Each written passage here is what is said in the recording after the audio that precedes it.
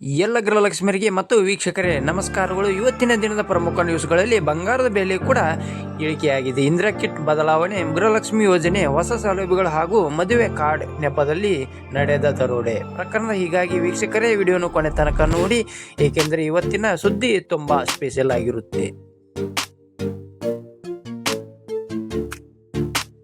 ಇಲ್ಲಿ ಮೊದಲಿಗೆ ಬರ್ತಿರುವಂತಹ breaking news ಸ್ನೇಹಿತರೆ, ಗೃಹಲಕ್ಷ್ಮಿ ಯೋಜನೆ ಬಂಪರ್ ಸುದ್ದಿ.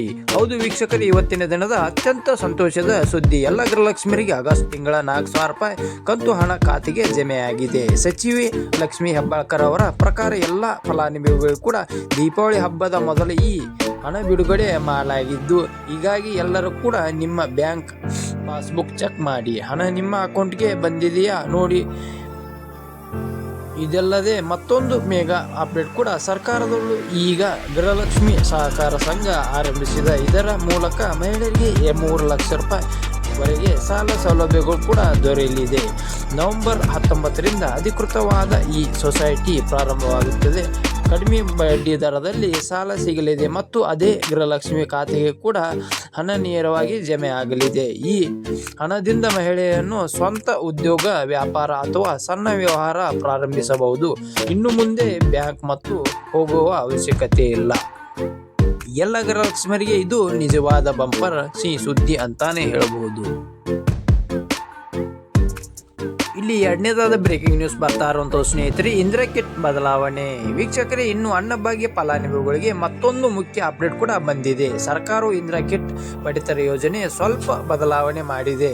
ಮೊದಲು 10 ಕೆಜಿ ಅಕ್ಕಿ ನೀಡುತ್ತಿದ್ದ ಸರ್ಕಾರ ಈಗ 5 ಕೆಜಿ ಅಕ್ಕಿ ನೀಡುತ್ತಿದ್ದೆ. ಉಳಿದ 5 ಕೆಜಿ ಅಕ್ಕಿಯ ಬದಲಾಗಿ ಇಂದಿರಾ ಕಿಟ್ ನೀಡಲಾಗುತ್ತಿದೆ. ಈ ಕಿಟ್ನಲ್ಲಿ ಏನೆಲ್ಲ ಪದಾರ್ಥಗಳು ಇರುತ್ತವೆ ನೋಡೋಣ ಸ್ನೇಹಿತರೆ. ಇದರ ಒಂದರಲ್ಲಿ 1 ಲೀಟರ್ ಅಡುಗೆ ಎಣ್ಣೆ, 1 ಕೆಜಿ ತೊಗರಿಬೇಳೆ, 1 ಕೆಜಿ ಉಪ್ಪು, 1 ಕೆಜಿ ಸಕ್ಕರೆ, 5 ಕೆಜಿ ಅಕ್ಕಿ. ಮೊದಲ ಕಿಟ್ನಲ್ಲಿ ಹೆಸರು ಕಾಳು ನೀಡಲಾಗುತ್ತಿತ್ತು, ಆದರೆ ಈಗ ಸರ್ಕಾರ ಅದನ್ನು ಕೂಡ ತೆಗೆದುಹಾಕಿ ಅದರ ಬದಲಿಗೆ ಹೆಚ್ಚುವರಿ ತೊಗರಿಬೇಳೆ ನೀಡಲು ತೀರ್ಮಾನಿಸಿದೆ. ಈ ಬದಲಾವಣೆ ಜನವರಿ 2026ರಿಂದ ಜಾರಿಗೆ ಬರಲಿದೆ. ಅದಕ್ಕೆ ತಕ್ಕಂತೆ ಪಡಿತರ ಕೇಂದ್ರಗಳಲ್ಲಿ ವಿತರಣಾ ವ್ಯವಸ್ಥೆ ಸಿದ್ಧಗೊಳಿಸಲಾಗಿದೆ.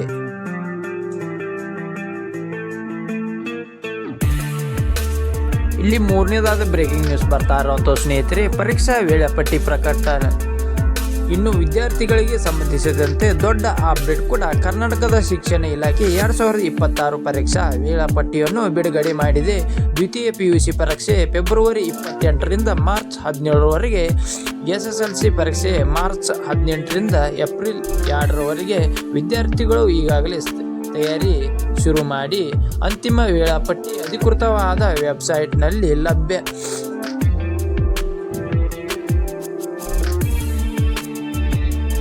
ಇಲ್ಲಿ ನಾಲ್ಕನೇದಾದ ಬ್ರೇಕಿಂಗ್ ನ್ಯೂಸ್ ಬರ್ತಾ ಇರುವಂಥದ್ದು, ಸುಪ್ರೀಂ ಕೋರ್ಟ್ ಆದೇಶ.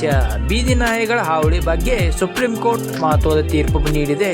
ಶಾಲೆ, ಕಾಲೇಜು, ಆಸ್ಪತ್ರೆ ಹಾಗೂ ಬಸ್ ನಿಲ್ದಾಣಗಳಲ್ಲಿ ಹತ್ತಿರ ಬೇಲಿ ಹಾಕಿ ಬೀದಿ ನಾಯಿಗಳು ಸ್ಥಳಾಂತರಿಸಬೇಕು ಎಂದು ಕೋರ್ಟ್ ಆದೇಶಿಸಿದೆ. ಇದೇ ರೀತಿ ಹೆದ್ದಾರಿಗಳಲ್ಲಿ ಬೀದಿ ದನಗಳು ಕೂಡ ಹಿಡಿದು ಸುರಕ್ಷಿತ ಸ್ಥಳಗಳಲ್ಲಿ ಕಳುಹಿಸಲು ಸೂಚನೆ ನೀಡಿದೆ. ಶಾಲೆ ಮತ್ತು ಆಸ್ಪತ್ರೆಗಳ ಹತ್ತಿರ ಬೀದಿ ನಾಯಿಗಳಿಂದ ಸುರಕ್ಷತೆ ಕಾಪಾಡುವುದು ಕಡ್ಡಾಯ ಎಂದಿದೆ ಸುಪ್ರೀಂ ಕೋರ್ಟ್.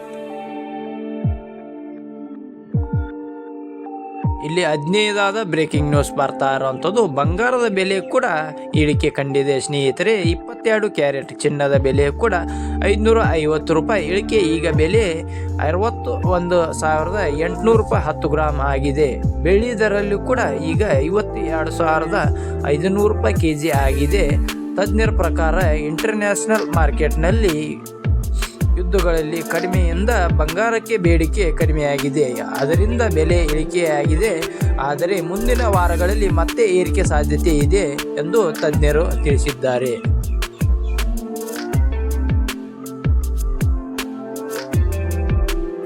ಇದು 6ನೇದಾದ ಬ್ರೇಕಿಂಗ್ ನ್ಯೂಸ್ ಬರ್ತಾ ಇರುವಂಥ ಸ್ನೇಹಿತರೆ, ಎಚ್ಚರಿಕೆ ಸುದ್ದಿ. ವೀಕ್ಷಕರು, ಇದೀಗ ಒಂದು ಭಯಾನಕ ಘಟನೆ. ಮದುವೆ ಕಾರ್ಡ್ ಕೊಡುವ ನೆಪದಲ್ಲಿ ಮನೆಗೆ ಬಂದು ಚಿನ್ನವನ್ನು ದರೋಡೆ ಮಾಡಿದ ಘಟನೆ ನೆರಳೂರು ಗ್ರಾಮದಲ್ಲಿ ನಡೆದಿದೆ. ಮಹಿಳೆಯೊಬ್ಬರ ಮನೆಗೆ ಅಪರಿಚಿತ ಮಹಿಳೆ ಬಂದು ಲಗ್ನ ಪತ್ರಿಕೆ ಕೊಡಲು ಬಂದ ಎಂದು ಒಳಗೆ ಹೋಗಿದ್ದಾಳೆ. ಅವಳೊಂದಿಗೆ ಮತ್ತೊಬ್ಬಳು ಸೇರಿಕೊಂಡು ಚಿನ್ನಾಭರಣ ದರೋಡೆ ಮಾಡಿದ್ದಾರೆ. ಪೊಲೀಸರು ತನಿಖೆ ಆರಂಭಿಸಿದ್ದು ಆರೋಪಿಗಳನ್ನು ಶೀಘ್ರದಲ್ಲೇ ಬಂಧಿಸುವ ವಿಶ್ವಾಸ ನೀಡಿದ್ದಾರೆ. ನಿಮ್ಮ ಮನೆಗೂ ಕೂಡ ಯಾರಾದರೂ ಅಪರಿಚಿತ ಬಂದರೆ ಎಚ್ಚರಿಕೆಯಿಂದ ಯಾರನ್ನು ಒಳಗೆ ಕರೆದೊಯ್ಯಬೇಡಿ. ಮೊದಲೇ ಅವರ ಗುರುತನ್ನು ಪರಿಶೀಲಿಸಿ.